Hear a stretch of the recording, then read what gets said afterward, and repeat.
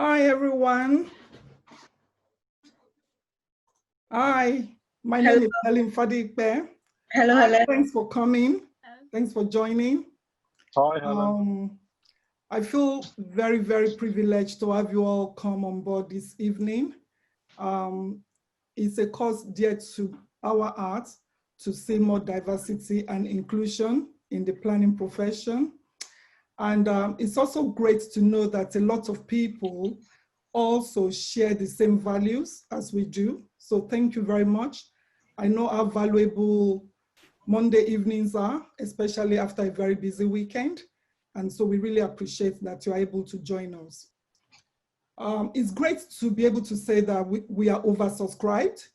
We did put out just 100 tickets and we have a waiting list. And so we've had to let a few more people in. And, I just remember someone still asked me for a ticket, which I haven't sent off. So I'm going to have to, and I did promise I was going to do the email. So Olafiyin, please, I'm going to forward you this email. Please send the person a link. She really, really deserves to be here this evening. So welcome once more. I'm going to start by introducing the steering group members. I'm hoping they're all here this evening. They've been working tirelessly behind the scene to make sure the network could start up successfully. And I'd like to appreciate every single one of them. And I'm then going to introduce our two main speakers. So the session is going to be in 2 hours. The first 40 minutes thereof is going to be about the RTPI, and all the 30, nearly 30 questions that we've sent to them, as well as their own presentation, 10 minutes each for Victoria and Sumans to give us a presentation. And then I will just read out some questions in the 20 minutes that we have. And then after that, we will have an interlude. After the interlude, Abraham and I would be on the hot seat. Olafiyin is going to be asking us questions about her career. She sent us the questions on Saturday, and I've been having, it has made me think. I still haven't got all the answers. And after that will be the close. So hopefully we are aiming to finish at the time we've advertised, and we just hope that you will bear with us. I would like to start by introducing, well, I call him one of those people that inspired me greatly in my work as a career. He was the DM manager when I was in Watford Council. And when I reached out to him, he gladly joined the steering group. And he has mentored a lot of planners. And it's my privilege this evening to introduce you to Ransford Stewart. Hi, Ransford. So he's one of the steering group members. Hi, Helen. Hello to everybody. Wow, what an introduction. I'm really pleased to be here tonight and to be listening to the debate. I think I haven't seen the questions, but I think they're going to be absolutely fascinating. So I'm looking forward to it. Thanks, Helen. All right, thank you. And well, I call her my partner in crime. We are both in the General Assembly. And when we both joined 2 years ago, that's the first time I met Olafiyin.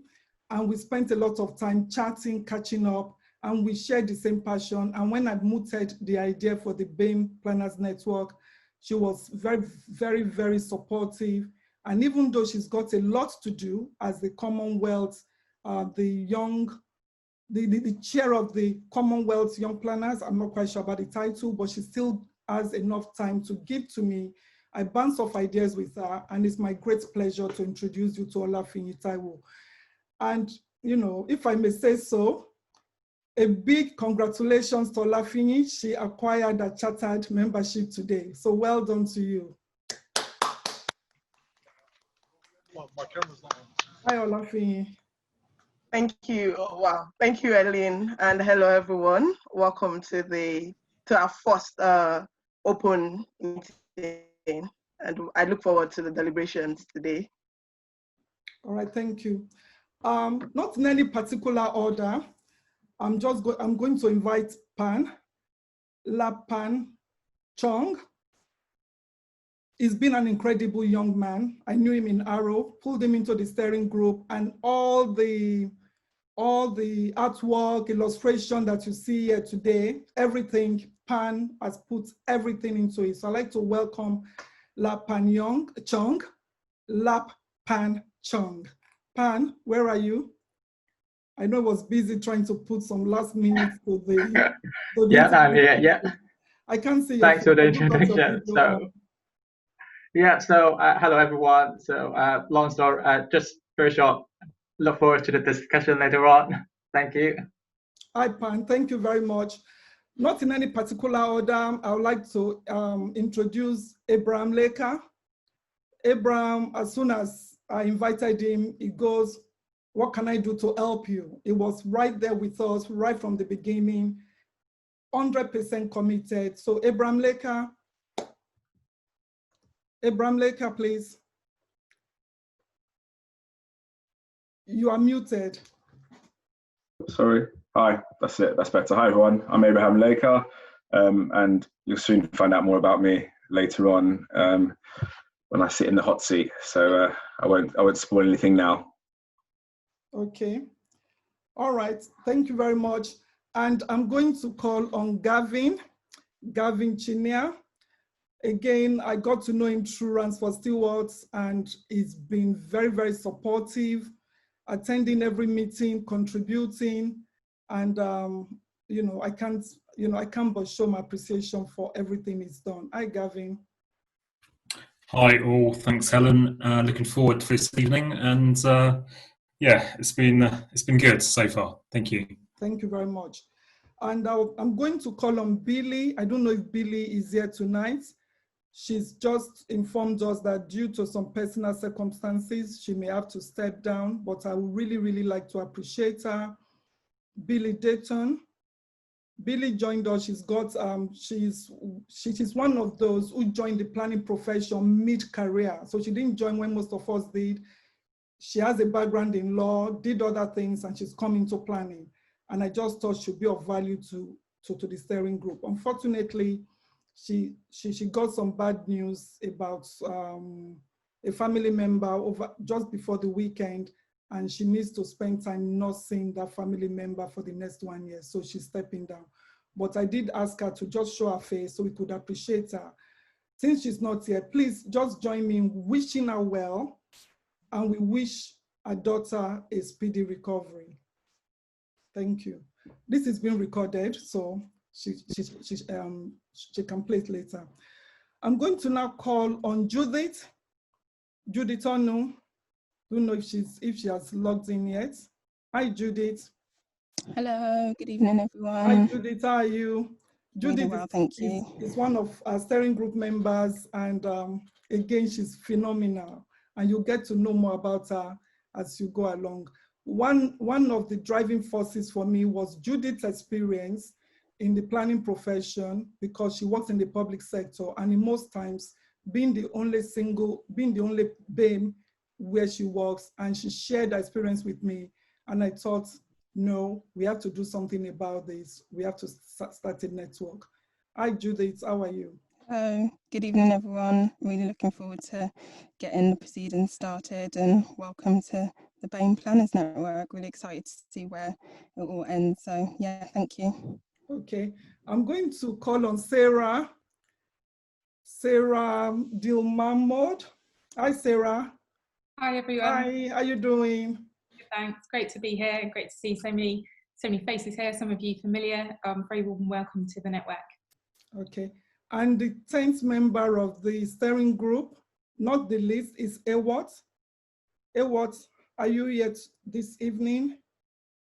Sorry, I can't see everybody. I've got two screens. So I don't know if Ewart has joined us. Okay, maybe he's going to be joining later. So thank you, everyone. And that's the introductions done for now. We are going to ask you to please switch off your videos while the speaker, because we wanted to see everyone's faces, hence we didn't ask you to switch off your videos, but please switch off your videos. And I'm going to call on Victoria. I think the first person, sorry, I was trying to get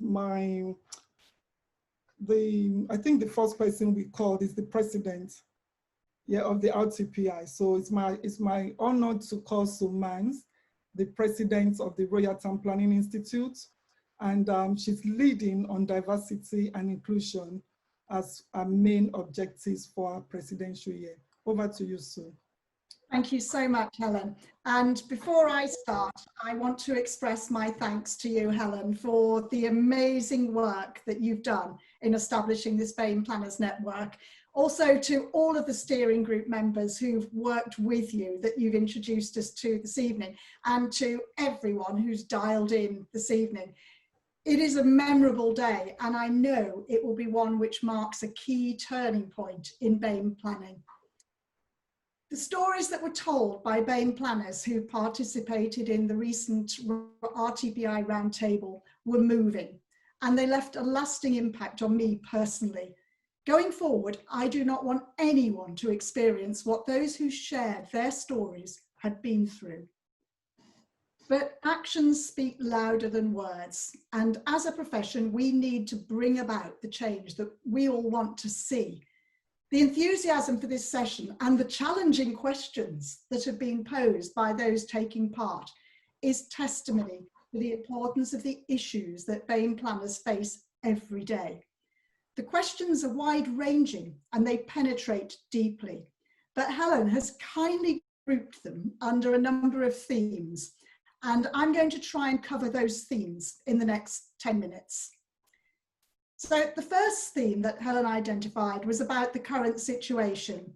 Now, in terms of numbers, I'm going to leave that to Victoria to talk about, and also to talk about the extent to which the diversity of the profession reflects that of society. But to me, equality, diversity and inclusivity is much more than a numbers game. And you often hear that phrase about statistics. They're interesting what they reveal, but they are vital what they reveal. So whilst we can calculate the number of BAME planners in the public, private and voluntary sectors, this can often conceal other things which are really important, other things such as inclusivity, and such as the representation at different levels, particularly the higher levels of the profession. And just on that point, the lack of diversity at the top table, especially in terms of BAME planning, is beyond disappointing. There's a significant problem, and change is well overdue.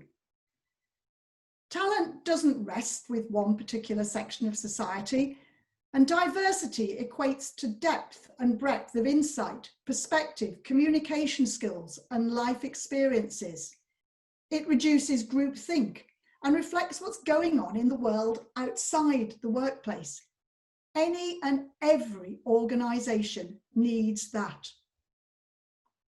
As those of you who've heard me speak before know, I will never miss an opportunity to remind people that equality, diversity and inclusivity must permeate everything that we do.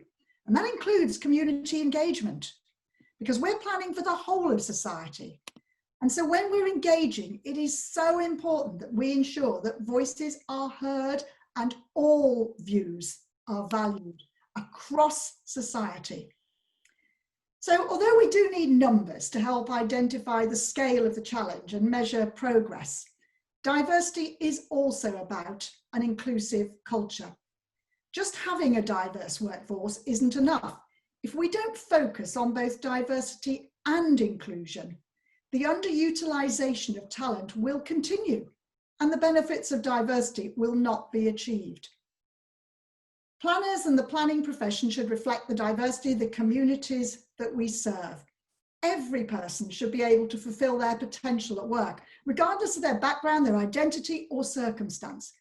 But we know that isn't the case currently, especially for our BAME members. For too long, the need for change has been recognised but not acted on. And although in planning we've seen a small shift in the composition of those at the top table, let's face it, it's too little and it's not at the pace that's required. Right now, 25% of primary school children in the UK are BAME, which means that we need to step up the pace of change. We must create a more inclusive culture, and one that not only attracts diverse talent to the top table, but ensures that the young BAME planners of the future can flourish. So I'm going to group the third and fourth themes together, and they're about future actions and the RTPI corporate strategy. So the RTPI corporate strategy 2020-2030 contains as one of its 4 pillars the promotion of equality, diversity and inclusivity, and the need for an action plan to help members and the organisations they work for address this issue. A specialist diversity and inclusion consultancy, Brooke Graham, were commissioned to look at how the planning profession currently performs and to identify a series of bespoke actions that could be taken forward to achieve a better balance. Now, they found that whilst the planning profession performs relatively better than a number of other built environment professions in terms of equality, diversity and inclusivity, there remains a lot to be done.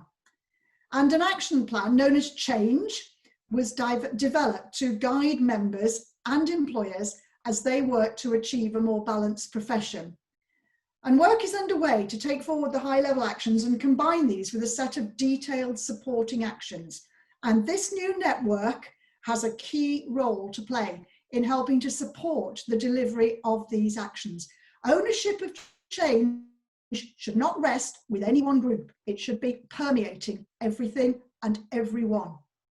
Now, one action that will have a real impact is the recruitment by the RTPI of an equality, diversity and inclusivity manager. Now, whilst the COVID-19 crisis inevitably slowed this down, I am really pleased to let you know that Victoria and I interviewed for this position at the start of the month. We had some superb candidates, but one stood out above all the others. And I'm pleased to let you know that that person has accepted the job and we are now going through the formalities of recruitment. And once in post, hopefully sometime in November, their role will be to lead the delivery of the action plan, Change. Now, the final theme in the questions was about entry-level planners, and that's key to the future. As I mentioned earlier, with 25% of primary school children in the UK being BAME, we need to make sure that planning is a profession that they want to be part of. So there are other actions under the equality, diversity and inclusivity pillar that will help a little bit towards that. Everything sort of permeates across the corporate strategy. And one of those actions includes a work experience pilot project that will target those from less privileged backgrounds and support them into the profession. Another one is that we're working with national governments and education providers to develop the apprenticeship schemes across the UK and Ireland. Now, on the basis that you cannot be what you do not see, or it's very difficult to be what you do not see, there are also actions to broaden the diversity of fellows and honorary members to ensure that their diverse skills and expertise enrich the knowledge base and advocacy of the profession. And I am so pleased that Wei Yang, who will be the RTPI president in 2021, has joined this event today. Wei will be the first BAME president of the Institute. However, if we're to deliver change, then equality and diversity and inclusivity, as I said, must be embedded in everything. And we will be asking all the RTPI regions and nations to include a commitment to delivering the change action plan in their business plans for 2021. In addition, the corporate strategy has identified under other pillars a number of initiatives that will also contribute to bringing about change. And these include an initiative known as Nurture, which is focused on mentoring to support and empower members. Another one known as Education for Everyone, which involves a detailed review of the existing entry model into planning as a profession with the intention to broaden access pathways. And Balance, which is about targeted education and recruitment of planners from underrepresented communities. And there's also a benevolent fund to provide more bursaries for undergraduates from diverse and disadvantaged backgrounds. So pulling all that together, and I've gone through all the themes, and I probably haven't answered all of the questions, but hopefully the themes that the questions are grouped under. What I want to say really is that change can happen if we are all determined to make it happen. And that is why this session today is so important. So thank you so much for inviting me to be part of this first BAME Planners Network event. And I'd now like to hand over to Victoria. Thank you very much. Hi, Victoria. It's my great pleasure to introduce everyone to Victoria Hills. She's the current Chief Executive Officer for the Royal Town Planning Institute.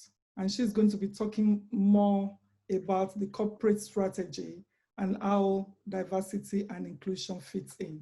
Hi, Victoria, over to you. Hello, Helen. Good evening, and thank you so much for having Sue and myself here. And I have put my stopwatch on because I really don't want to go over. We want to hear from you, and quite frankly, we want to be put on the spot. We want the difficult questions. There's a lot of them here. I think I've counted 39, so I'll rattle on through this. I know some of the names I've seen here already, but a lot of you I don't know and haven't met before. And so I just thought I'd share a couple of introductory points about myself, my own story. The reason I got into town planning is because I picked up a book in W.H. Smith's last century, I have to say now, called Women and Planning by Dr. Clara Greed. I was a geography student at the time. And the short version is, by the time I finished reading the book, I was infuriated that the bulk of the built environment seemed to be designed for men and by men. Sorry, by men for men, because there weren't too many women involved, whether it be engineering, planning, architecture. And so that was it. I was set on a career for planning, and I was very passionate to this. You know, you've really got to be part of the environment, be part of the discussion. And so I think that is relevant for the conversation we're going to be having tonight. And the second point is I spent 16 years of my career working for all 3 mayors of London. I think that's quite relevant because for at least a couple of the mayors, equalities and diversity was absolutely top table. And so I've been put on the spot as a chief executive of a development corporation to deliver on the mayor's diversity agenda very, very clearly with a small organisation, much, much smaller than the RTPI. And I got a pupillage, if you like, in one of the best places I would say in the country to learn from about how to take forward this agenda. And I think that's relevant because when I got to the RTPI, in April 18, there's a lot to take in for an organisation, but one of the things that became aware to me was there wasn't any of the architecture that I had to deliver leading a development corporation. For example, my annual action plan, the framework, the kind of commitment to it, none of that existed. So by September, I'd taken to the board a vision statement and got the board to sign up to that. And the rest is history, if you like, because that led to the position we're in now of having an action plan and moving forward with some resources, which is really important. So there's so much that we could focus on as a professional body.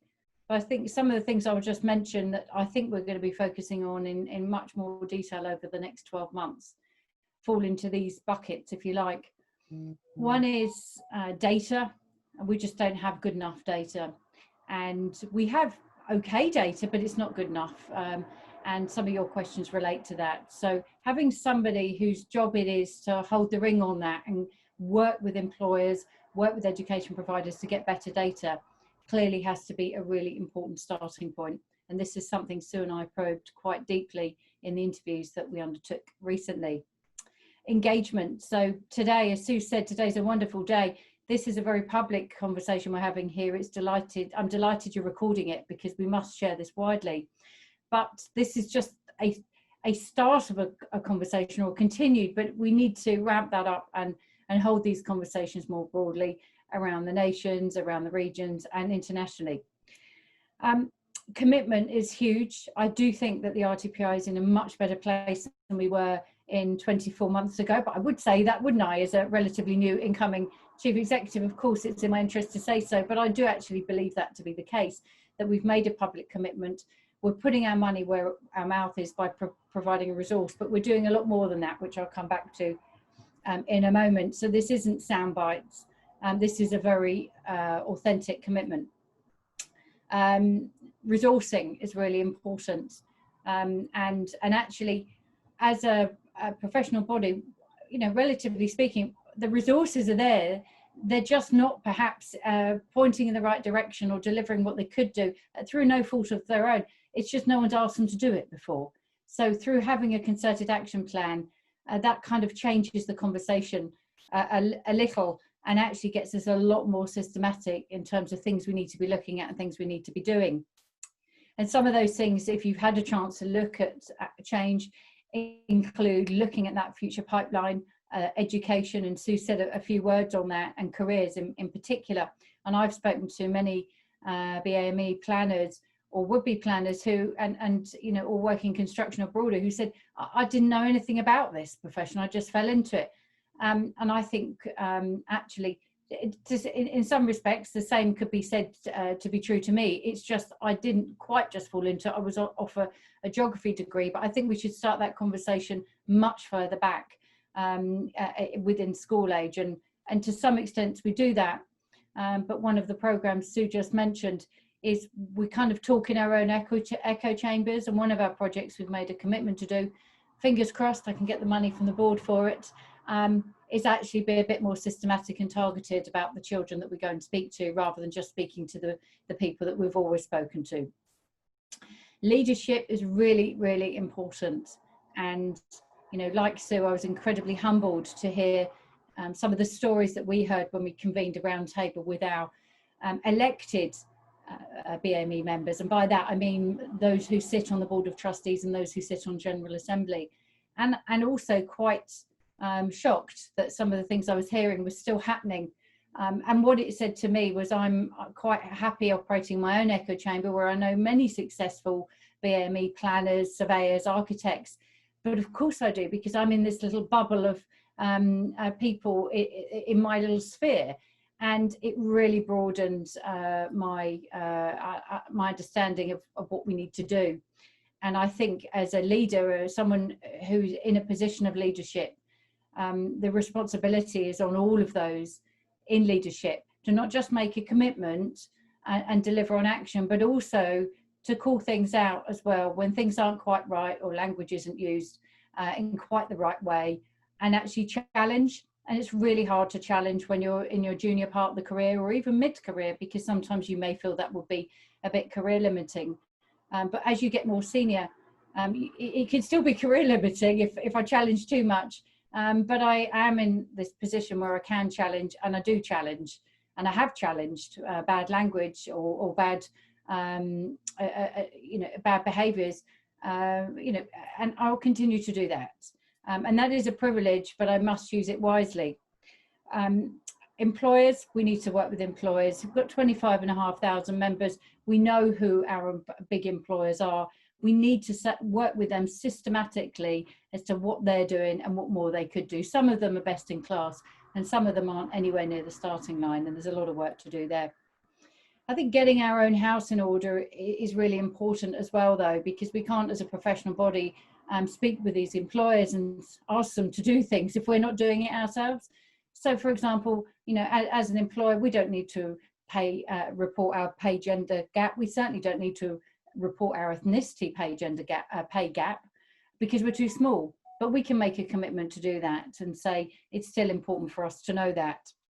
And we could do many more things like that.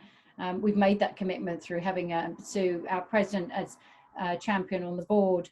But we can look far deeper at our own standards, our own behaviours, our code of conduct, our access routes. We can look at how we get people on to represent us on governance. Are there any blockers there? And we can also look, as Sue said, at our business plans.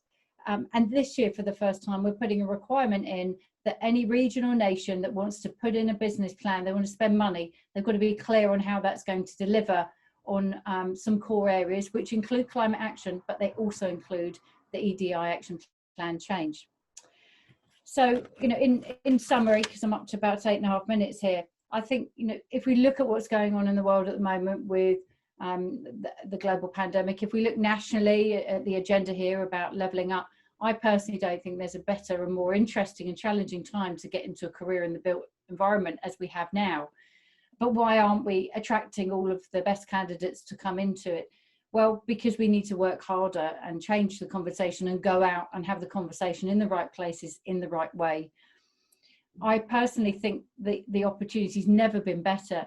Planning has not been this top table in my whole career of planning, and I joined in 1998. And you know, you only have to look at the white paper discussion, the Prime Ministerial statement, the attention in the media. I get real traction at organisations now, like the Construction Leadership Council, which I can say, you know, previously I wouldn't have been as top table in those organisations as the RTPI is now, because everybody in the built environment sector and beyond is recognising this really important role planning has in levelling up, in tackling climate change, but also in addressing some of the big inequalities that many of us have always known are there. It's just the pandemic has shone a light on them like never before. And we're only going to address some of those through building sustainable, resilient communities. And planning really is at the gateway to all of that. You all know that already, but some of you don't. Maybe some of you listening in tonight aren't planners and you've just joined for interest. So I think the opportunity is there for the grasp if we get it right. We often hear the analogy, it's a marathon, not a sprint. But I'm going to challenge that tonight and say, actually, for any of you runners out there, you might know what I'm talking about. It's a bit more like a tempo run. It's intervals, because I think there are opportunities here to have a few sprints, a few early deliveries, a few things to get going now, rather than saying it's a marathon and we won't get there for a long time. I think there are some things we can practically do now with the profession, recognising some of it may be more of a marathon. So you can hear from the RTPI, there's a genuine commitment to change. There's a genuine commitment to working with organisations such as yourself. As I was jotting down notes earlier, I was going to say, and I forgot at the start, congratulations for setting up the network. You beat us to it. We would have set one up. But actually, in setting one up, as you have, Helen and the board, in a more organic way, you've actually broadened the reach in a way. If we'd set it up, we could only have it for our members. So there is a genuine commitment about how we can work with you and how we can support you. We have the resources to do that in the right ways, and we genuinely want to work with you to do what we all want to do, which is to ensure we have a planning profession that's as representative as the communities it represents. So I'm really looking forward now to some really difficult questions. But before that, I think I'm handing back to you, Helen, to introduce our next speaker. Thank you.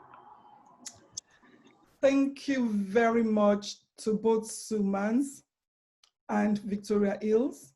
We really appreciate the passion you've expressed tonight in terms of supporting diversity and inclusion, especially diversity and inclusion as it affects the BAME groups. Hopefully everyone knows what the acronym BAME means. Is Black, Asian, Minority, Ethnic Groups. And one of the things that we've often said as a network is we have an understanding that the BAME group isn't homogeneous, so it's not just one race, you know, it's different ethnicities that's come together. And we've tried to reflect that in our steering group as well as our membership. Our membership isn't exclusive purely to just BAMEs, but also those that are non-BAMEs. I'd like to say thank you very much, Victoria and Sue, for your commitment to work closely with the BAME Planners Network, and we really look forward to working more with you on cross-cutting issues. I will leave my response to your speeches until after the question and answer, and we've got quite a lot to go through, so I don't know if if you are ready. And then I will read out the questions. I'm conscious that, as I said, it's quite a lot. I'm going to take this not in any particular order, but just to make sure that you are able to answer them. I've got two screens, so if you see me looking away from you, it's not because I don't want to see you.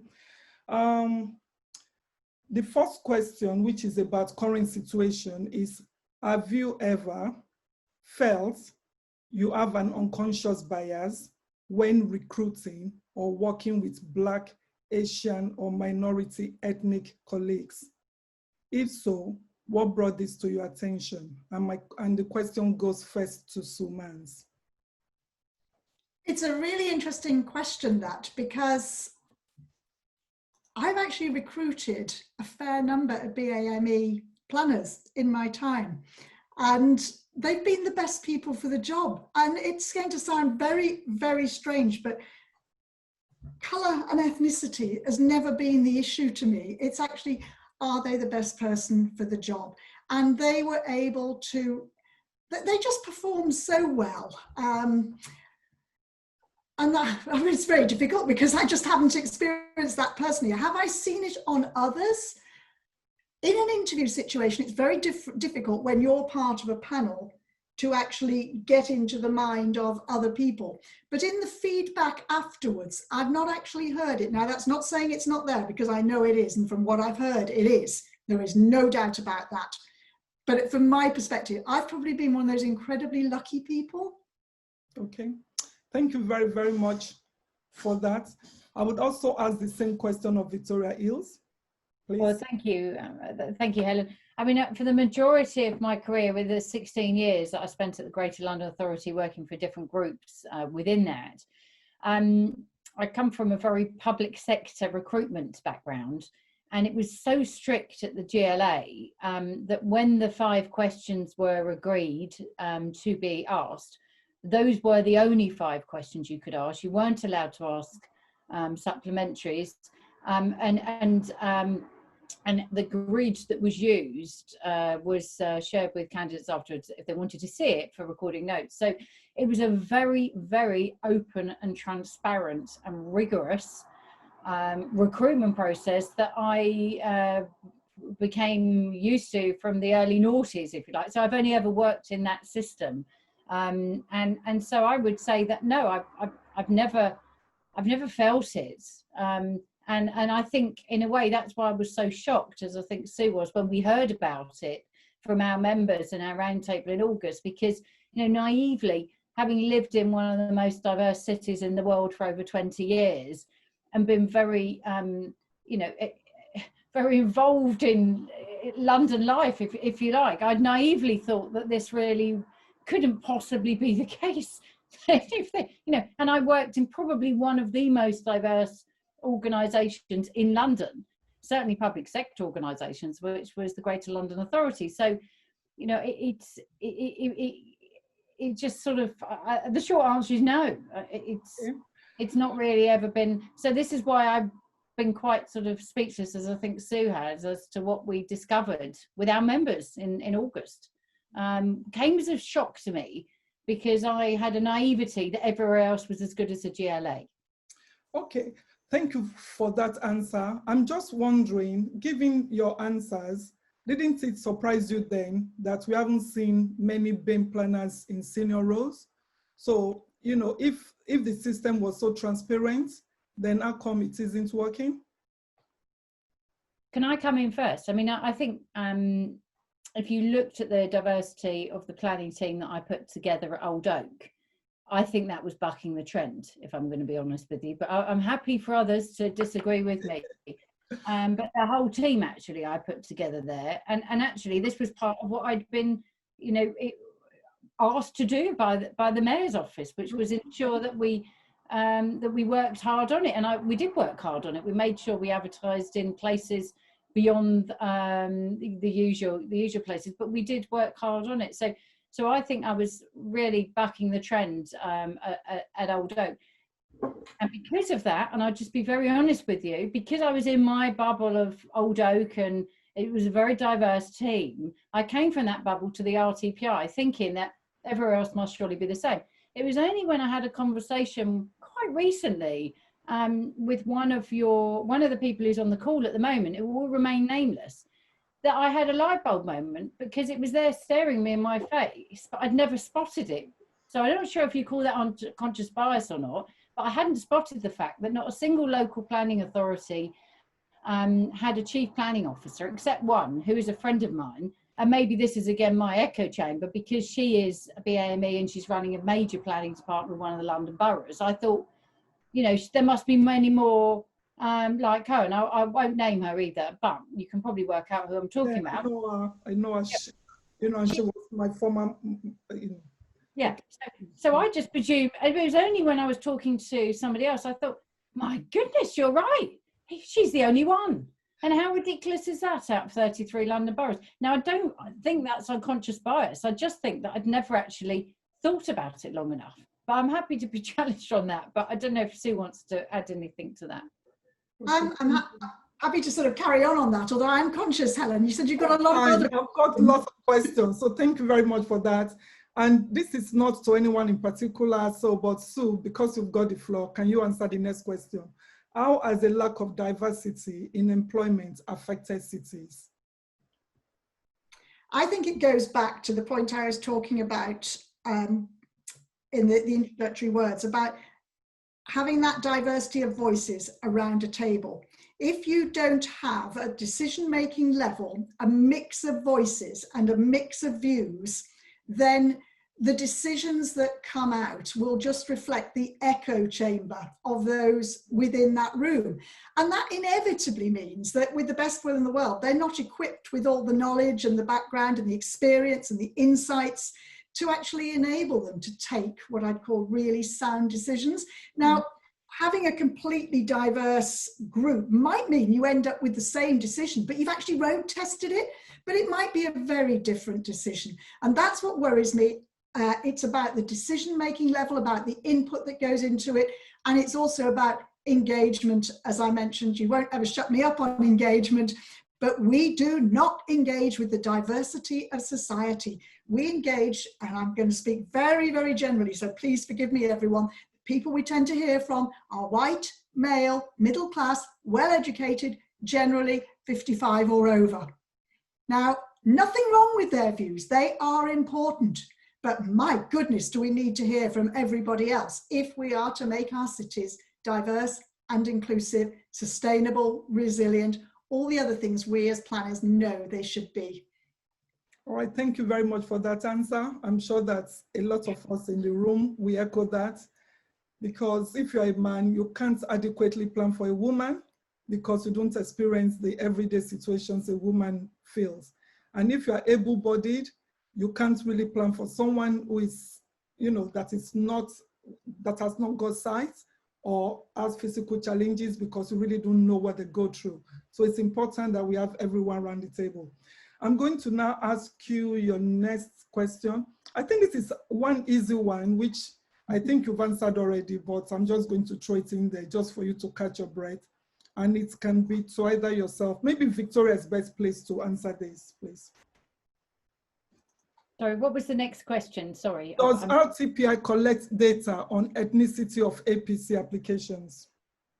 Yes, we do. We absolutely do, and it's going in the right direction. Actually, it's increasing, but it's nowhere near where it should be. And as I said at the start, that I do think that having a commitment to better data and actually publishing that, it's going to be really important. So, I mean, one of the ideas I've jotted down tonight would be, I mean, we do a big annual report on everything we've delivered, and it's kind of financial, but also a bit like an annual report, perhaps not as good as it should be. But one of the things I think I'll ask the new manager to do is consider doing an annual diversity report with some of these bits and pieces in it, actually, because we don't shine a light on it. It's all, the data's all buried and we're not really sharing it with anybody. So there you go, you've got me on the record there. All right, thank you. An annual diversity life is life. Thank you. Okay, the next question again. I think I will pass this to Sue Manns. It's not because I feel that you've been longer in the profession than Helen. Maybe. In what ways have you seen the profession become more inclusive in recent times? Well, if I just go back to when I joined, and I won't give you the year, but I'll say it was the 80s decade. When I joined, then the number of female planners as a percentage of the number of members of the Institute was 15%. Now that is absolutely shocking, 15% female. It has changed because the last figures that I saw, which actually relate to 2019, so I think we're a little bit behind the curve there, then we were on 39% female. So the difference between 15 and 39% over what is effectively, get my maths right, 30 years, is quite a change. But things, because we've all got to sort of grow older, things do take a while to pass out. So at the same time, when I looked at the figures for 2019, I looked at the number of retired members, and they were up there in the 80% for male. So you could almost see the wave going through. So what I desperately want to see is that wave going through for BAME planners. And it's certainly, the numbers coming in are good. They are much better than the average for the profession. So we really got to keep that wave going, and we've got to really boost it. So hopefully then, and I wish it wasn't 30 years, but the fact is we've all got, you know, we've got to sort of move it through. But I'd love us to be here in 30 years' time. Well, actually not to have to be here, because we've done it, because everything is sorted. Okay, thank you very much for that. I'm conscious that a couple of people are posting in the chat room. I will read out a few of them. But we have a lot of questions to get through, and we don't have much time. So, and people did post, because we asked everyone that signed in for the event to post their questions beforehand. So please pardon me if I'm not reading out from the chat room right now, because we have almost 30 questions. I may not be able to ask every single question. I've sent it to the RTPI. We are hoping you'll be able to answer every single question, hopefully, and send it back to us. We can post it on our website that we are hoping to launch in the next week or so, so that people can just, you know, understand that they matter, and the questions they're asking, they are really important. So please pardon us for this evening if we can't get through all the questions. I will take time out after a couple of after the next two to read out some of the things coming out in in the chat. I'm going to now move on to challenges, and one of the things that I think we haven't spoken about, because I've, you know, a few of them you've touched upon in terms of what, you know, most of the other questions you've touched upon them, so I'm not going to ask that question. Most of them you've touched upon in your presentation, so I'm just picking out those that you haven't touched, that you haven't spoken about. Sorry, I've chosen number 17, so ignore the number 17, you now know what number I've chosen. It says, how can the RTPI ensure that diversity is not tokenistic, and that the RTPI holds itself to account on any internal biases, considering those employed directly by the RTPI as an organization are predominantly white and middle class? So who wants to answer that? Maybe, yeah, okay. Well, I can go first and just say, you know, I did talk about getting our own house in order, and obviously I've inherited a house. When I was building the Old Oak team, I was building a house, and that was you know, real concerted effort to get some diversity in the team. Actually, it turns out of the staff that we have, 61% are declared as UK white UK. The other 39% are either undeclared or BME or non-white UK. So yes, your analysis is correct. The majority are white. I don't know about middle class actually, but we haven't dived into that one. But we're actually a very international and quite diverse organisation. I do take the point on the top table, and that you know, that the buck stops for me on that one to try and do more on that, and I will do. So going back to the question, to ensure it's not tokenistic, I have a saying that I take with me throughout my career, which is, very basic saying. It's sort of who's holding the ring on it, because one thing producing an action plan as another thing, you know, having a vision statement, but it actually needs to mean something. So delivery requires somebody to hold the ring, but it also requires resourcing. And Sue mentioned the corporate strategy earlier. If you haven't looked at it, you know, normally corporate strategies is sort of yawn, but actually there was an awful lot of work that went into that, and some really great projects which Sue listed out earlier. And I've got 6 business cases going to the board hopefully in December, subject to getting through a finance committee this Friday. And 3 of those are directly EDI projects, and they're going into our reserves funding to deliver. So that's how I'm going to ensure it's not tokenistic. We're actually going into the vaults to make a business case as to my board as to why they should release some of that reserves funding. Luckily we have some as a charity, which is great, because no board likes giving up reserves funding without a really good case. So I've been working on these business cases all summer, and with a fair wind, I'm hopeful to get them over the line so that we can actually spend some of our reserves on the work experience scheme, on a mentoring scheme, on education and opening up access. So that's how I'm going to ensure it's not tokenistic. But all of that is privileged because I haven't got the money yet off the board. But maybe, I know at least one of my board members is watching because I've seen his name pop up. So this is a blatant plug on my part. We can make it happen, but we do need some money as well as words. Thank you. Thank you very, very much. It's so interesting. I just wish we had all day to talk about this. There's so many questions that I have on my list, and I've seen some interesting things. I just want to respond briefly to Stefan regarding your question on line managers. Yes, we agree that line managers play a crucial role.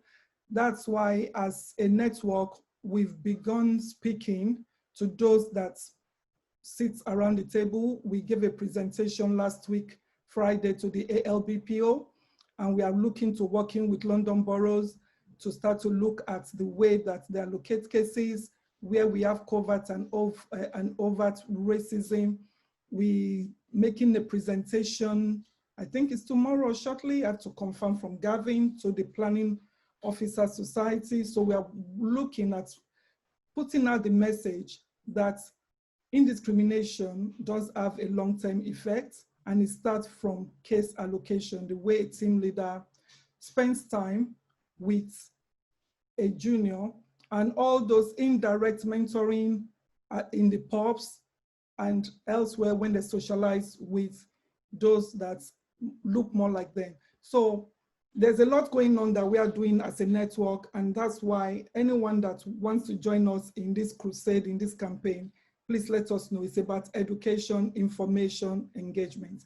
I'm going to ask 1 or 2 more questions, and maybe just one more, because you know we've meant to have the hot seats, and I know Abraham has prepared. I don't know if I have, but I'll try and answer Olafiyin's questions as much as I can.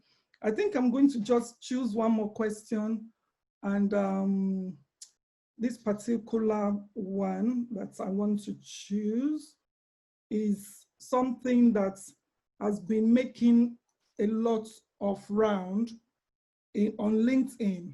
I think the architects are way ahead of us, and I would like to know your views. And this is number 24 on the question list, in case you've got your list with you. That's the chief exec. So the question is, what can the RTPI do to encourage more diversity in public sector procurement, especially to assist BME-led practices make a productive contribution to the plan-making process, where they are able to provide insights on particular nuances of, nuances affecting communities. So, should I? Do you want me to start? Please do. I actually found, when I looked through your list of questions, I looked at that one and I thought, my goodness, I've never really, from my own perspective, looked at it in that way, that sort of coming at the diversity from the procurement side. And I found it absolutely fascinating. So I think the big thing for me is we've got this EDI manager starting. And once in post, then whilst there is a raft of things to do, and there's going to have to be a sort of prioritization, because you cannot do everything at once. This needs to get on the list. But I don't have the expertise to be able to answer that. But one thing I'm certain, this candidate was outstanding. And their background would suggest to me that they would be perfectly placed to actually answer that question if they were here tonight. Okay, I don't know if the person that posed this question, if you are here tonight and you want... In the meantime, if Hi you... there, I am here. Okay, and who is it? It's Jazz Balla, I think. Hi, Jazz. You asked that. Okay, hi, Jazz. Hi, how you doing? I'm fine, thank you. Did you want me to say a couple of words, or we're going to hear from please. you first? Although very briefly, because we've running into the second slot timing now, but yeah, okay. I mean, I would just challenge it and say, are the architects doing a good job at this? Because everything I read out in LinkedIn doesn't look too favourable, actually. But maybe that's my echo chamber of the people. No, well, I'm saying that they are ahead of us in terms of making an issue out of it. So they are banging the drums right now, loud and clear, that the BMA architects are not being given any. That's right. Yes. So I'm saying that so we are behind them and we are not banging our drums as well. Give us a chance. I think that's a really fair point. That yes, because the noise I'm hearing is that they have Houston. We have a problem. I think what you're saying is we haven't even started saying we've got a problem, but clearly but now we are saying that we have a problem.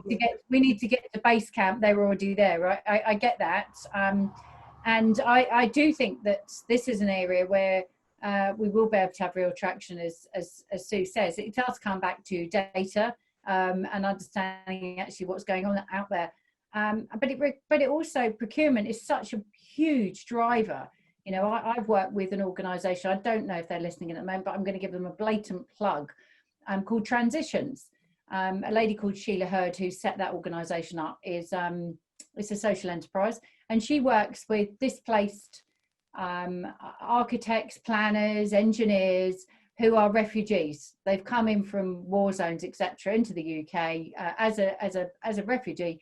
And she tries to get them placements in organisations, in consultancies and local authorities, and hits a brick wall every time because of the prejudice to do with permit to work. And there is a legal way around it. It just requires a bit of work. And unfortunately, people take the easy option, but they wouldn't take the easy option if there was a procurement hook. So I'm completely at one with you on that. We spend huge amounts of public money, and major consultancies win these projects with massive commitments to diversity, but when you get to the detail further on down, they subcontract, it all gets washed away into nothing. And actually we need to put them on the hook and say, what are you doing actually in commitment? Did you deliver what you said you were going to deliver? Because we've got all too many examples of major infrastructure projects. I won't name them, but it's a really large one currently under construction, and you just think, are they actually doing what they said they were going to do? Some of them are, and some of them there's room for improvement. So we've got to get better data on it, and the problem is things do get lost in the various tiers of contracting. I know you've got a mix of audiences listening tonight, and hopefully they'll recognise some of that. So like I said, we don't have the answers yet, but let's make it an issue. I've got a lot of questions. Unfortunately, I can't take any more. We have a lot of questions from the students who want to know what the institution is doing to promote, careers to BME students. And one of the things I would like to say is, for all the students who are here this evening, we are planning an event in November just for graduates and students, and we will be liaising with the RTPI, the Young Planners Network. We'll be liaising with the Commonwealth Young Planners, and one of the recruitment companies have agreed to work with the graduates, so we will be calling on him. I think it's actually here this evening. I won't be mentioning names, we also have an offer from another recruitment company to work with those who want to move into senior positions. We've had a lot of offers from people wanting to help see BAMEs progress within the planning profession. So I will still come back to you, graduates and entry-level planners. You know, I haven't taken any questions from that sector because we're having a special event for you quite soon, and we can address some of those questions. I'll be going back to both Victoria and Sue to provide us with the answers. I'd like to say at this junction, thank you very, very much for your contribution. Thank you for the insights that you have given to the workings of the Institute. I would like to really, really say that I hope this is not tokenistic. I know we've talked about this, smiling our way through the questions, but that was just to put you at ease, but it doesn't undermine the seriousness of the problem we have. I've often said time and time again, what we have is not just a glass ceiling. What we've got is a concrete ceiling. Racism, discrimination does exist. Our members go through it day in, day out.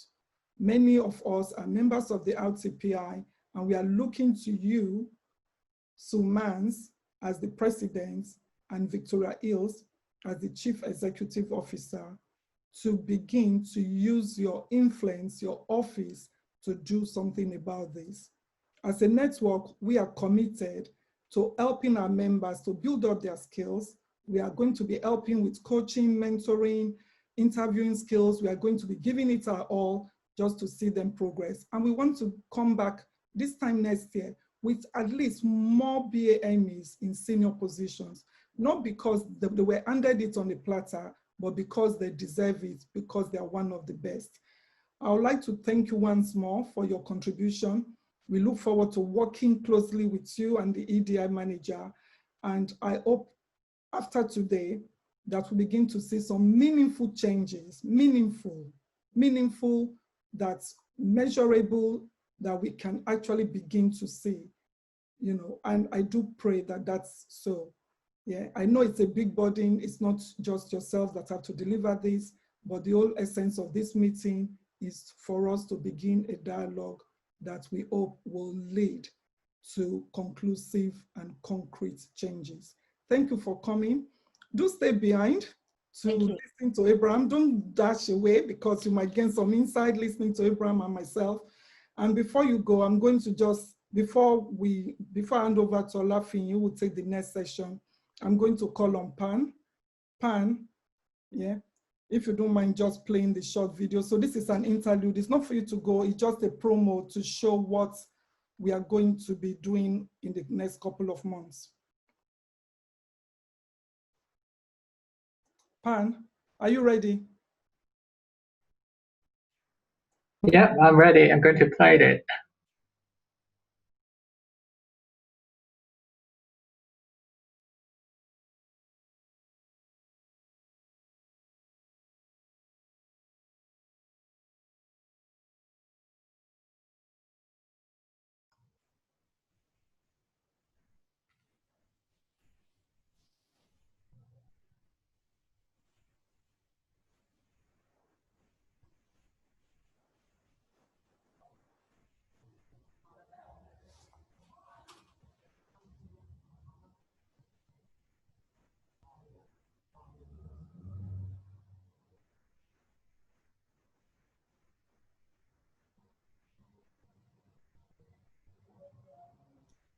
Thank you very much. I see that the lovely music you had playing did not play through, but thank you for the effort you made in putting that together. Thank you, really appreciated. I'm going to hand over now to Olafiyin. Olafiyin, over to you.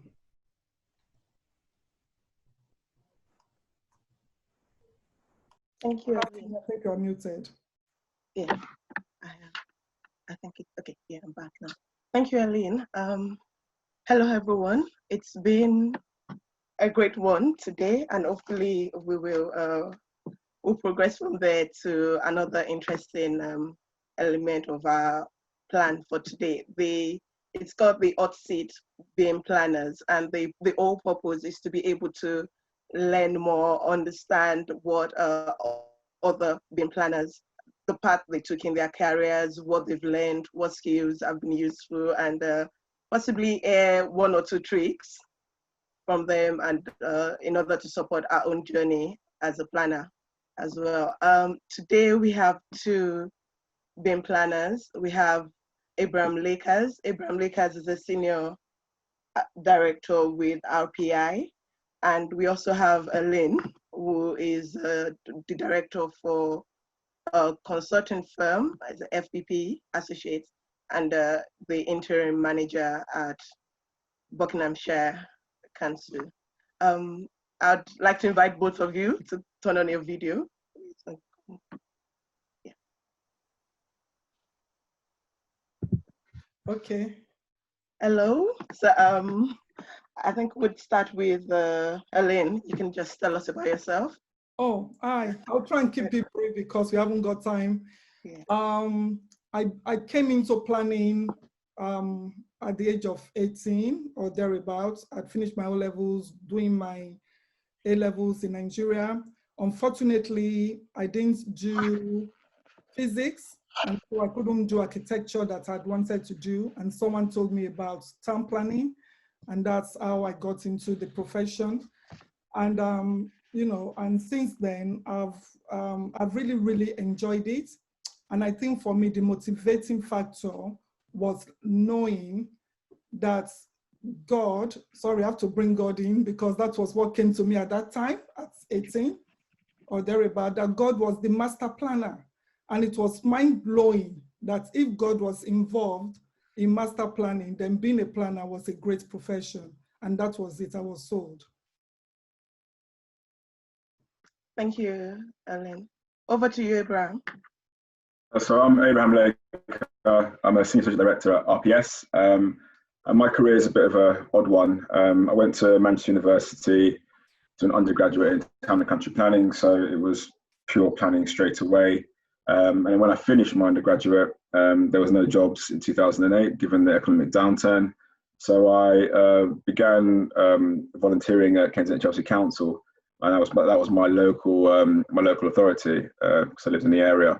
Now, the reason why I got into planning was just questioning the difference in terms of my changing sort of environment around me, some of the built environment around me, the sorts of difference between wealth and sort of Kensington and Chelsea, which is quite evident. You've got some areas like the King's Road, which are, you know, very affluent, and you've got some areas of North Kensington which are not, and quite deprived. So having friends in both areas and travelling back and forth as a young kid, it was just interesting to see the differences in the built environment.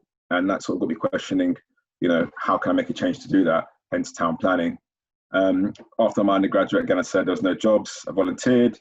Then I did a master's at Westminster University in urban and regional planning. So I kept going with the whole planning because I thought I can make a change. I think I'm doing right now. And then I got a job with Mouchel, who is they are at the time, I think I'm taken by WSP. They were an infrastructure company. And I was working on Crossrail and HS2, but I was doing more land referencing. So it was quite far from town planning. It was more grassroots and figuring out, you know, who owned what land could be CPO'd and so forth.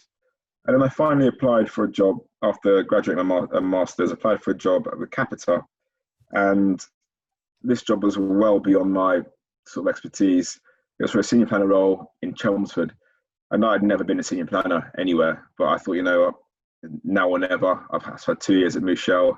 I've got a master's in planning. I thought I was ready. That was a very interesting learning curve because everything was very steep. And I was in a new area and I had to learn basically planning. I've not been an assistant planner, a senior planner, a planner, I've just been straight into senior planner. So learning everything from the beginning with also having people think that you are a senior planner was very interesting. But that ambition and that drive to be a planner was something I wanted to do. And then from there, my first year in Chelmsford, working for Capita, I applied for my APC with the RTPI and fingers crossed, luckily I passed first time, which is one of my great achievements at the moment. And then I began just sort of working my way back to London, worked in various other consultancies in London, and now I'm settled at RPS, where I'm progressing my career there nicely. Okay. Thank you, Abraham.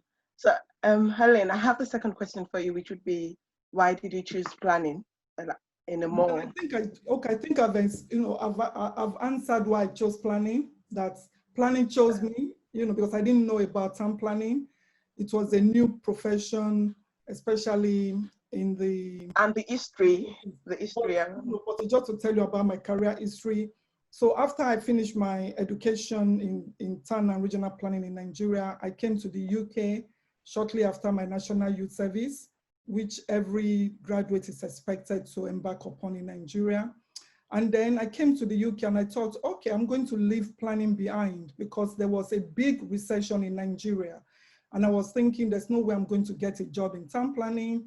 It's not a very well-known trade, or so to speak. Everyone is either a lawyer, a doctor, an engineer. Those are the common stock of trade. So I decided to study fashion design.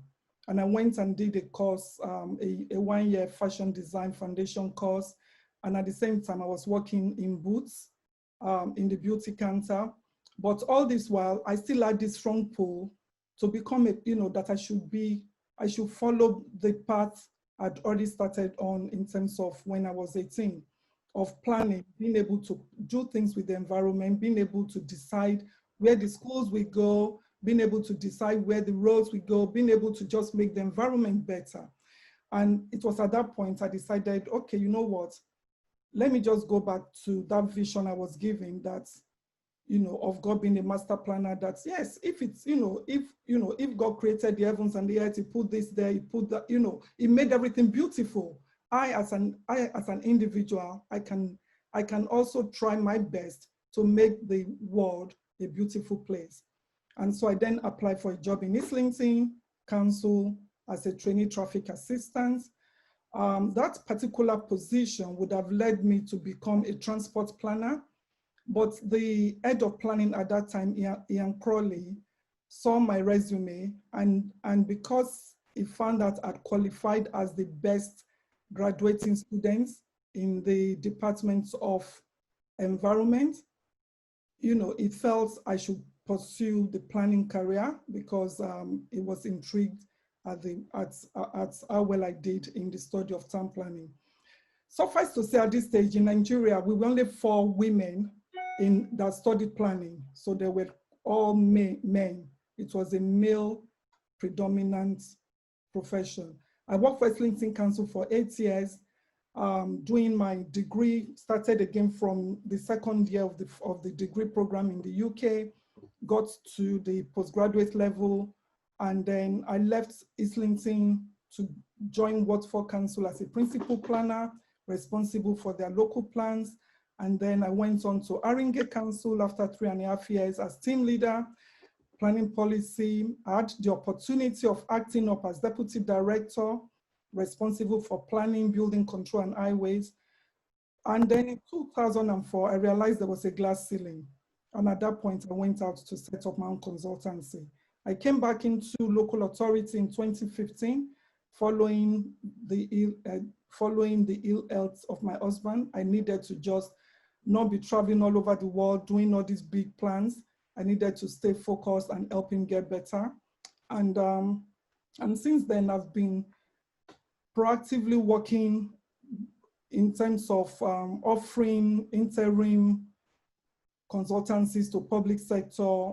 And so I'm an independent planning consultant, at the present time. And I'm currently consulting for Buckinghamshire Council. Oh, okay, thank you for that. So the next question would be for you, Abraham, which is what are the highlights of your career so far? The highlights of my career, first of all, when I first one because I passed my RTPI, APC first time. For me, coming straight in, as I said before, senior planner with not any foundation in terms of learning the ropes as a graduate planner or assistant planner. Passing that first time with the assistance of my director at the time at Capita was very helpful. And that's an achievement I always take with me, because once you get your letters, MRTPI, I mean, no one can take them away from you, and you've worked hard and you're recognised in the industry. So that was a major achievement. My next comes down to more of my actual day-to-day work in terms of working on a lot of estate generation projects. One being Westthorpe Gardens at Millsgrove Estate, which is in Hendon, and that was one of the ones that went through the mayor's residence ballot. And that was the first one brought for the GLA. So getting that through, getting that passed, it was sort of now looked as a sort of a blueprint, as you know, how you can undertake estate regeneration using the residence ballots process, as well as also, you know, pushing for more affordable housing where possible. But as you remember, I do work for a private sector company, and a lot of the clients I work with are mainly developers, so they are looking to drive down as much affordable housing as possible. But I try to keep my moral code and compass as, you know, this is what needs to be complied with, and how to sort of improve sort of the shortfall of affordable housing. As I said before, growing up in sort of Kensington and Chelsea and having that disparity between a lot of wealth and people with no wealth around you, you sort of see two sides of the coin, really. So, you know, I see planning as a way of helping everyone, but also some of the most challenged individuals in society as well. So, yeah. Thank you. Helen, over to you. I'd like to say that, you know, I've had a much longer career than Abraham. I've been in the profession 30 years exactly this month, 30 years in the United Kingdom, working as a planner, working my way up. And so I'd just like to share some of my memorable highlights. And I think one of my most memorable one was standing at a junction, timing the sequence of the traffic lights due to a complaint that the timing did not allow motorists enough time to get through. And this was one of the highlights of my career, because you can imagine as a young planner, having to stand in the cold wind, just looking at traffic lights. But that really made me much stronger, and it gave me strength to continue in the profession. One of the other things that I've done that I feel is worth mentioning is being commended by the former Go East, the government office for East England. You know, I think now the Department of Communities, and can't remember the full name now. I was commended at that time for the consultation strategy which was produced, and this was before the statutory requirements for local authorities to produce a community engagement plan. And in that particular strategy, I found ways to engage with those people who could not see. I found ways to engage with those who were hard of hearing. I was given a generous budget. I was given the leeway to drop a consultation strategy. We used the talking newspaper, and being commended by Go East at that time was one of the highlights of my careers. Other things I would like to talk about is working on a challenging case on behalf of Family Mosaic, because I've worked both for private and public sector. Even now as a consultant, I still work for both. I do both public and private sector work. And so this was a challenging case I did on behalf of Family Mosaic Housing Association in Hackney, because we needed to provide mixed sector housing, affordable housing, not just for, you know, those who are non-Jewish, but also for Jewish as well as those who are not Jewish. And so being able to just provide market sector housing, Jewish accommodation in a site that was an employment land, I needed to get it out of being employment land, and then working on this is a big development. For anyone who wants to read more about it, it's called the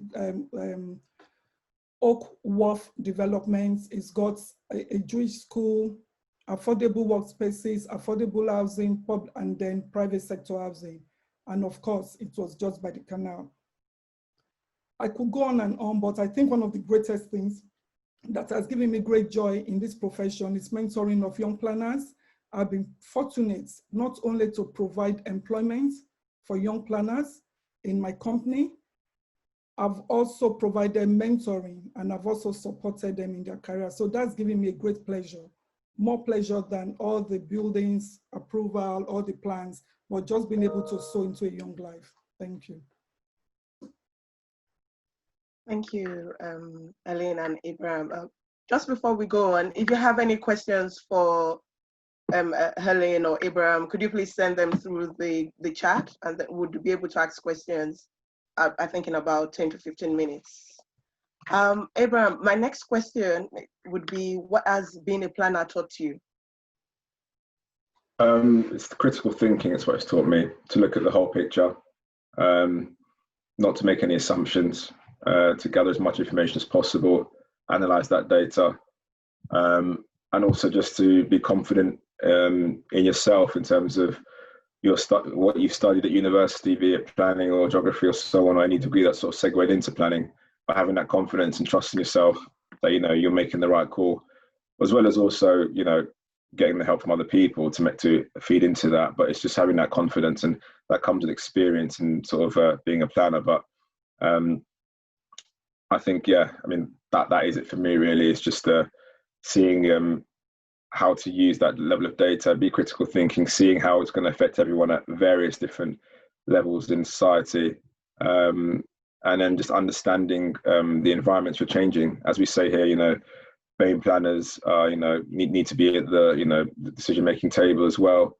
as everyone else in society. So you can't just have, as the cliche is, middle class white men making decisions. So being able to go into communities and understand and consult, as Suman said, with engagement, that's a very key area. What I've learned is shaping areas. It's not just you sit there, you draw up a plan, you put it through application, and it gets approval. It's actually spending time and listening to what the main issues are on the ground, how you can affect those issues through the planning system, and then obviously leading to a more sustainable development overall. So yeah, that is what it's taught me. It's that critical thinking and understanding your audience, and being able to just take away your bias and actually go in and engage with people. Because at the end of the day, I may drop plans for developers, but I'm not going to be living in that area. So understanding that for me is the key area. Helen, I have a different question for you, Okay. like twist, which is, so what do you think are the essential skills that has been valuable to you in your career? So both soft and technical skills. I think I would like to start from one of the points that Abraham made, is confidence. I know that often that we don't say this in planning, but at times you need to blag it until you make it. Your confidence has to shine forth. You just have to have belief in yourself, because the person you're speaking to doesn't know exactly what you know. So it's having confidence in yourself that you have something of value, you have something to bring to the table. And one of the key skills is analytical skills. The ability to analyze information. At times the information comes to you, you have to be able to quickly analyze, make decisions. You're in a meeting, talking to a developer, talking to a client, talking to an applicant, and the information is right there before you. You have to be able to think quickly, analyze the information, and ask the right questions. And the other thing, it's about, even though it's not a skill, it's still linked to confidence. It's not to be afraid to ask questions. No question is too stupid. No question is too silly. You can ask questions. Asking questions until you get clarity is very, very important. And that's just to have an inquisitive mind in planning. I think that's, that's a very, very strong asset. If you're afraid of asking questions, then you can't get to the bottom of the case that you are trying to work on. Also, it's very, very important to be a good team player, because you cannot plan in isolation. Planning involves different disciplines. It's a multidisciplinary profession. I was fortunate to lead. I was the planning consultant, the project director to prepare a model city plan for 4.4 million people. I was working with planners across two or three continents. I was leading teams of over 1,000, and there was no way I could have done it on my own. I needed to rely on the infrastructure planners, relied on different disciplines to get through there. And that ability to work with other people is quite key.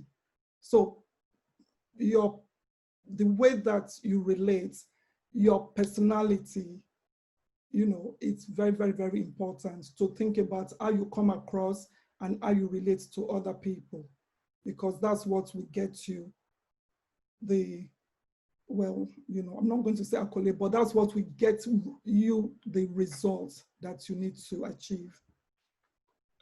Just on that as well, I just want to add 2 points as well, just what Helen has said.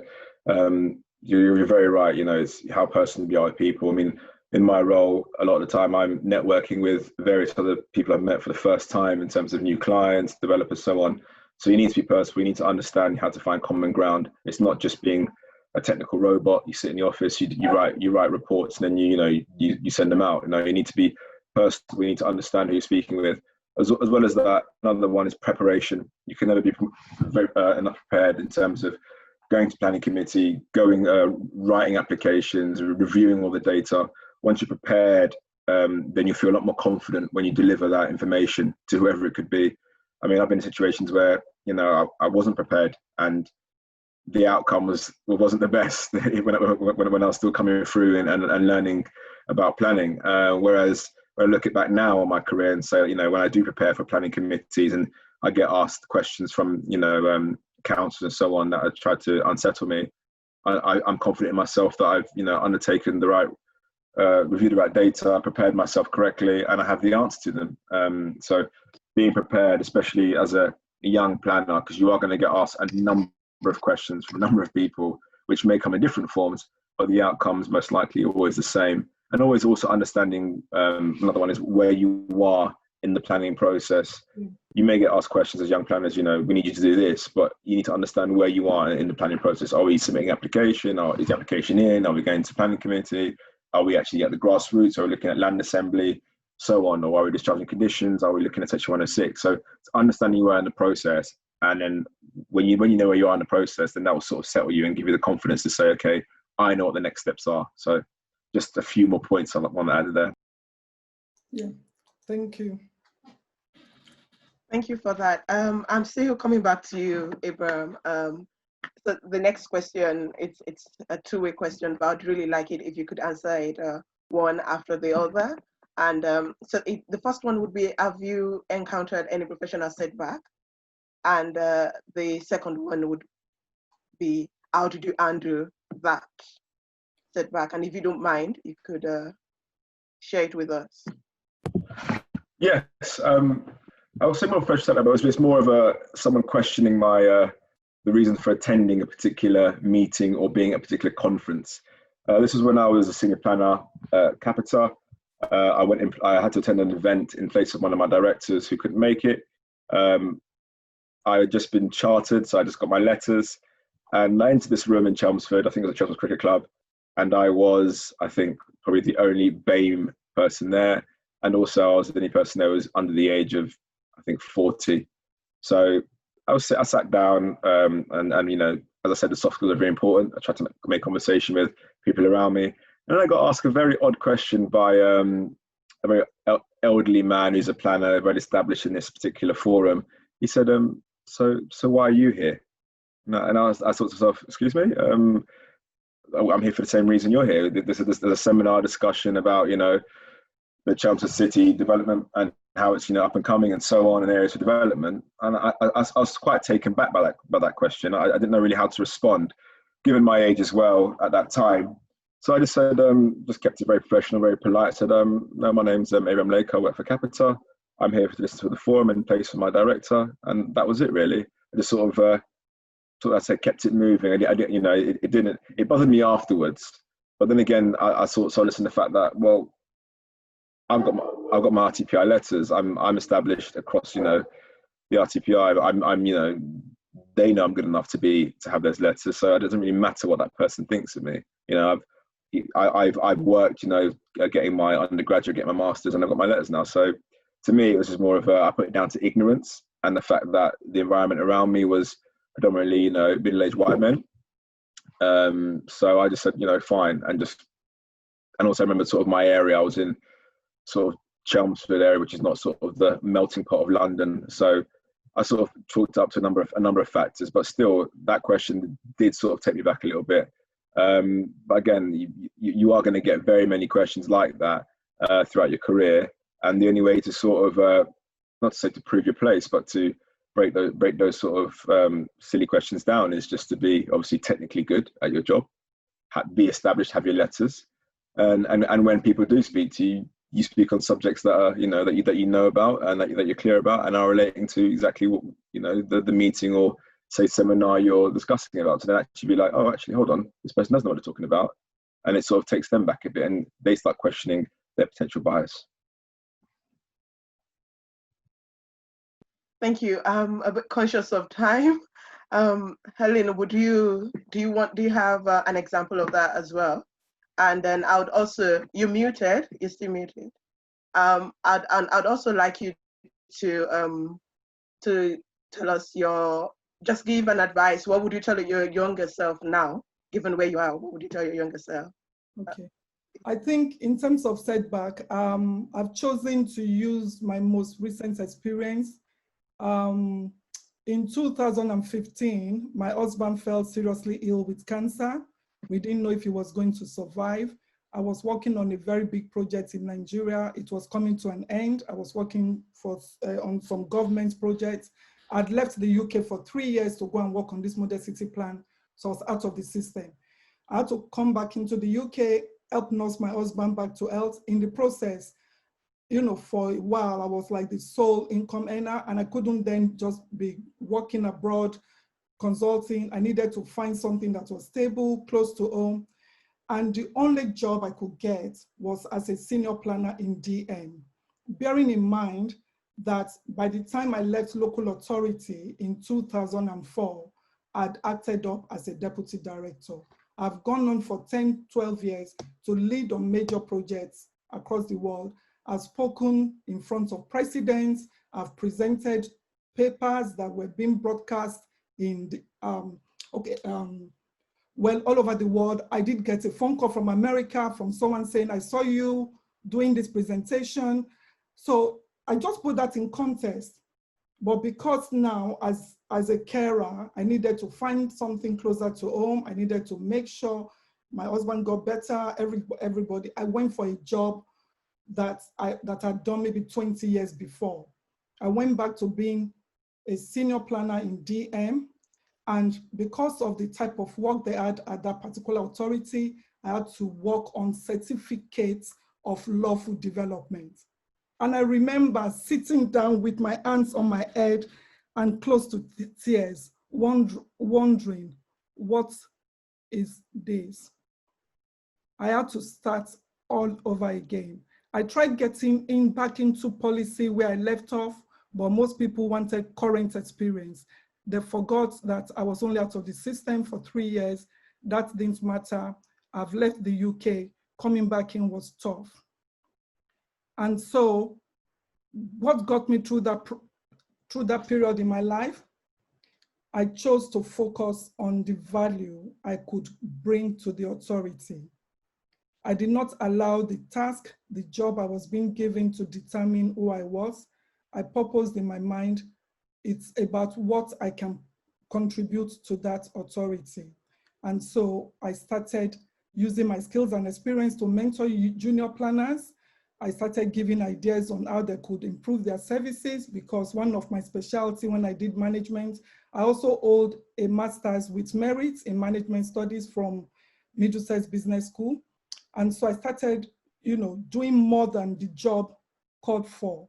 And when I got an opportunity to move to Barnet Council, I left Arrow and went to Barnet Council. And again, I chose to have that mindset. It's about the values I can add. And as is often said, when life throws you a lemon, you make a lemonade. And so I focused again on value added. I was giving lunchtime seminars to the planners, helping those who wanted to achieve membership of the RTPI. I gave sessions on how to complete their PDPs. I was just doing all, everything that I could to just give back and add value. And of course, in a very short period of time, I've made my way back up to management in DM, bearing in mind that I'd done DM some years back, but my main specialty was in strategic planning. And so that was one of the darkest periods in my life, battling for my husband's life, going back to start more or less from ground zero, doing things I'd done ages ago. But in it all, I didn't lose focus. What was more important to me then was the value I could give. And of course, I had the love and support of my friends and families. and understanding managers, because they knew my husband was seriously ill at that time. They knew we had a young child who was in primary. And so I was able to work flexibly, being able to leave work at 2:30, work from home, and they all did everything they could to support me. And most of them recognized the strengths, the skills, the experience I brought, because a few people knew me. I got into Barnet and I was surprised to see people I studied with at South Bank University. And they were asking me, what happened? I even had people emailing me and I said, look, life threw me a lemon. My husband can't work at the moment. I can't be traveling around the world doing planning consultancy, doing all these interesting things. I have to stay home to look after the family, and that's what I'm doing. And right now, any job that I can get is what matters. But I would like to say that having that mindset has paid off in the end, because everywhere I worked, from Arrow to Barnet, back to Arrow again, my skill sets were recognized, and I was able to move back into management position. And right now, as I said, I'm consulting for Buckinghamshire Council as an interim manager, you know, and so that's what's, you know, so it's believing in yourself and in what you can bring rather than in the position you are in. That would be mine. And then you want to say, what is my advice to my younger self and young planners just starting their planning career? I think if I look back, I was very, very ambitious, because when in my junior days, I moved quickly into management, much quicker than most of my peers, because I always thought outside the box. I've never been one to be contained. I allow my ideas to fly. Those who work with me on the steering groups, they know that if they have to, you know, that's, my brain is always thinking of the next step. What can we do? How can we improve things? And so I don't just stay. I'm not just thinking about the 9 to 5. I'm thinking, what value can I bring? So that was my mindset then, and that is what I would like to also advise the younger ones. But most importantly, one thing I didn't do then was I didn't really have a clear career goal or plan. All I knew was I did not want to retire in the public sector. Maybe that was a career goal, I don't know. But I would advise young planners, have a career goal. If possible, I do it now, have a 5-yearly plan and review your plan all the time. Also, being a member, I'm not plugging this because I've got Victoria and Manns. Being a member of the Royal Town Planning Institute as soon as you can, that will help you stay the course. It's very important. Focus. It will help you know that you are in a profession that is worth giving your all for. And that would be my advice. You are mute. Yeah. Thank you very much, Helen. I'll just go to Abraham. Apologies about that, but I think we've really run over time, but I really want us to be able to ask a lot of questions that would inspire other planners, and that would be able to pick 1 or 2 things from. I'm definitely sure that we've been able to, I've picked some things from what both of you have mentioned. Abraham, so my question would be, what support network has been critical to your career progression? Support network. Well, I mean, one being obviously the RTPI and doing, you know, understanding and being part of the General Assembly and sitting on the Education, Life and Learning Committee, which has been very helpful. Also my family, just in general. I mean, I'm always, you know, out and about, either networking or going to seminars and so on. So trying to keep my knowledge base as broad as possible when it comes to planning. But also my current employers as well. They allow me the opportunities to go and undertake all these various courses and so on and trainings to, you know, allow me to, you know, keep having that sense of my sort of planning knowledge. But yeah, it's a mixed bag of, you know, my peers as well as my family and friends, really, which is very important. Thank you for that. And my final question to you would be the similar question, the one I had to learn about. What would be your advice to your younger self or to young planners coming into? Advice to young planners is very simple: is try and be thoughtless. I know it's difficult, but just like when you are having to do a task, make sure you check it and check it again and check it again and check it again. You find how many silly mistakes you do make. But from my experience, being a person from a BAME background, and some things like small little things like that can get pulled up and then spiral into sort of larger issues, when actually, if you weren't from a BAME background, that wouldn't have been the issue. It would just be down to, a small mistake here and there. So don't, as my mum used to say to me, don't let anyone have the opportunity to question your ability. If it's something you don't know, try and read as much around that subject as possible. I'm not saying you'll be an expert, but just understand what you're looking into, as well as being a planning consultant, especially for the private sector. You encounter many other people, other disciplines, other sub-consultants, all the reports they put together that, because there's so many times you can use that to your advantage, where you're talking about flood risk or contaminated land and so on. And then you also you talk about planning matters. So then you also now look at that, look like, you're sort of well-rounded, your knowledge base is far reaching. So it's always striving to have a lot of knowledge, maybe snippets here and there, but also be able to tap into, smaller areas where you can, express your point and sort of find common ground and sort of have those sort of personal skills with people, because then that will then lead to you sort of widening your network, your reach and your horizons, really. And also, again, just be confident in my younger self. I don't think I was as confident as I am now. But again, I think that comes with experience, and just be willing to put yourself into challenging situations, really. I remember when I first started going to networking events, I never liked it. I felt, that everyone had made friends before I'd got there, like the first day of school, and I didn't know anyone. Whereas now, you go to networking events, be a bit more confident, speak to anyone who's around you, because planning well and event well is very small, so you're more likely to bump into them again. So, just be confident and professional at all times. That's my advice. Thank you. Yeah, okay, I would like to add something quickly, because talking about networking, I would like to encourage all the young planners and those who are not part of a network, the RTPI. I shouldn't be plugging the RTPI, but that's the net, because I know that network really works. And so join as many networks to get to know people.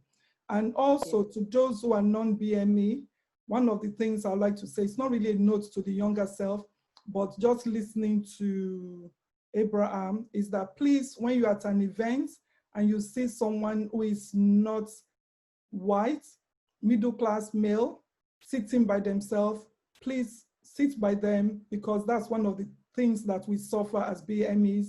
People just avoid you at networking events. So I just thought, let me just plug that you can make a difference just by making sure you are not one of those that shy away from talking to someone that is not, that does not look like you. Thank you very much, both of you. And before I hand over to Helen, I have to add this, and it's actually very important as well, that I know we've said it, but it's very important to be a member of a network, both your professional network, I'm really speechless when it comes to talking about the value of belonging to a professional network, because it's critical to your career progression. And it's basically what all my mentors have always said from the beginning, has always been belong to your professional network, and also belong to other groups, other networks that you can say. I know that there are a lot of professional groups that one could belong to, and you can search out for them. Within the UK, we have women in planning, women in transport, women in social housing. I know there are a lot. We also have BAME network, and it's just very good to go to attend all these their networking meetings. I'm sure some of them are free, and I've met some other people in all these groups that we've now become very good friends. And we meet I've met someone at the women in social housing event. I'm not in social housing at all, but and it's very good. Has been very helpful to my career as a whole. So I guess that's one thing that I would also like us to take away. It's belonging to a network and also belonging to our professional body. Thank you, both of you. And hopefully we'll be able to invite you next time and have a longer time to spend to ask more deeper questions, really. Thank you. Helen, over to you. Thank you very much, everyone. We've overrun our time. I think we were very ambitious, thinking we could fit everything in a short period of time. So we really appreciate you coming this evening. Our next event is going to be in October. I think we have a date. Someone can remind me quickly. And we are going to be having Ransford on the hot seat. We've decided we're just going to have just Ransford on him, just by himself, because we feel we can learn so much from him. Ransford has worked across several authorities. He's worked his way up into the career. I think he's one of the few BAMEs who has actually made it to head of planning. So on behalf of myself and the steering group and all the BAME Planners Network members, I would like to say a big thank you. We are looking forward to working with you, welcoming you to the network and collaborating with yourself. As you know, as we do say, this is not the end, it is the beginning. The journey of 1,000 miles starts with one step. And so now that we've started this dialogue, we hope that we will begin to see, you know, meaningful changes. I know I challenged Victoria and Sumans earlier on, but the challenge is also to every one of us.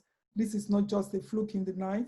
I'm hoping that this will be a legacy that we can pass on to future generations, that they can foster friendship, they can foster growth, make progress in their career, and at the end of the day, contribute to the society. Thank you everyone for coming.